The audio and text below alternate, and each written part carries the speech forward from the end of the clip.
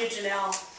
I too want to thank my colleagues here in the county, Sally and Ron, for being here this morning, and also for the entire grouping of elected officials at the county level for creating an atmosphere in which we work together so well on so many issues. It matters a great deal to the citizens, and it matters to me professionally as well.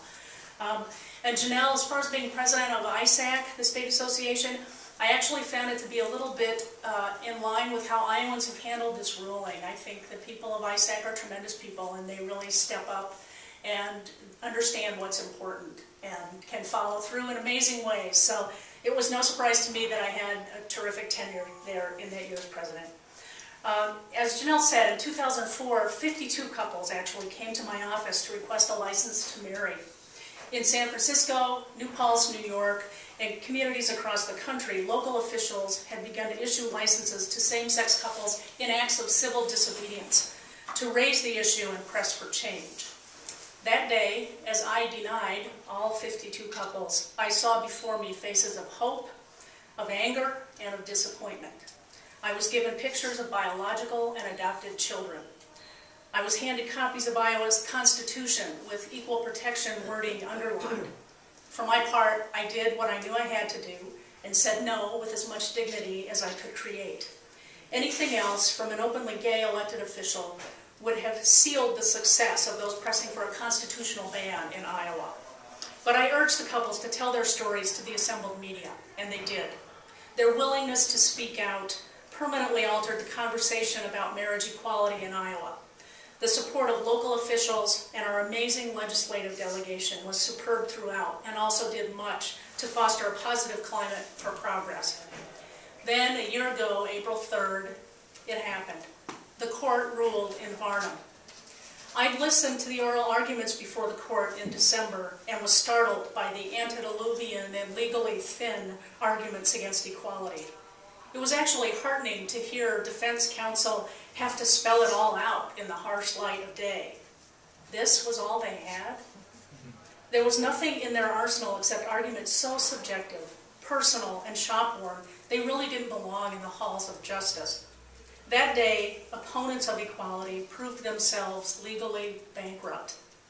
As I listened, I knew the court had no choice. If it was going to interpret access to marriage in line with our Constitution, it would have to rule for marriage equality for same-sex couples. And it did, unanimously.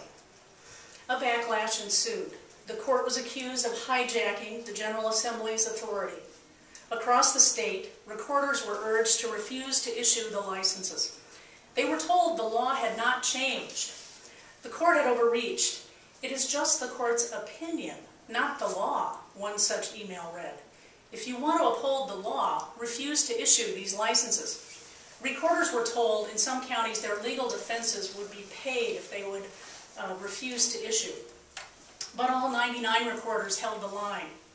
It is important to note this, not because it is extraordinary to uphold the law as you are sworn to do, but because it is extraordinary to resist popular, public, and political pressure close to home to do otherwise. Iowa's recorders went a long way to cementing the decision in Varnum by normalizing the act of recorders providing and same-sex couples receiving licenses to marry. The whole state saw that government continued to function smoothly under the court's ruling. They also saw the ruling upheld the right of a church to be a church, to spell out its beliefs and urge its membership to follow those teachings. In that way, Varnum was a pure win-win. For religious conservatives, for religious progressives, for humanists, and for atheists, this ruling was a complete affirmation of the wisdom of constitutional government, civil laws, the separation of powers, and the separation of church and state. We celebrate today the wisdom of our forebears, the wisdom of today's High Court, and the wisdom of the people of Iowa who have seen this ruling through in a spirit of calm observance and respect. I was married, as most of you know, on September 2nd, 2009, to my spouse, Jessica. We had a lovely ceremony at home in our own yard with our son Tim on hand, along with our witnesses, our officiant, and the neighbors. It was just what we wanted. I had no way to know that within 7 months I would be staring down a hospital corridor towards Jessica, who was decked out in one of those blue sterile surgical caps about to be wheeled into the OR for major surgery. That day, I went through what many of you have gone through. I said my goodbyes and gave my bravest thumbs up and thought to myself that one universal, horrible thought. What if I never see this beloved person alive on this earth again? It is an unspeakably painful moment that most of us share at one time or another. And it meant more than I can possibly communicate today for me to go through that moment as a spouse. Everyone, the emergency room staff, the surgical team, the pain team, bedside caregivers, knew exactly who I was. Nobody had to whisper questions in the hallway or wonder why I was there hour after hour, day after day. Nobody had to think, partner, what is that anyway? I was the spouse, and I was in my proper place, and everyone understood that. That's equality. That's the practical power of constitutional protection, and that's what it means to be married. Today, we congratulate all those who are experiencing a new status as married persons in Iowa and across the country.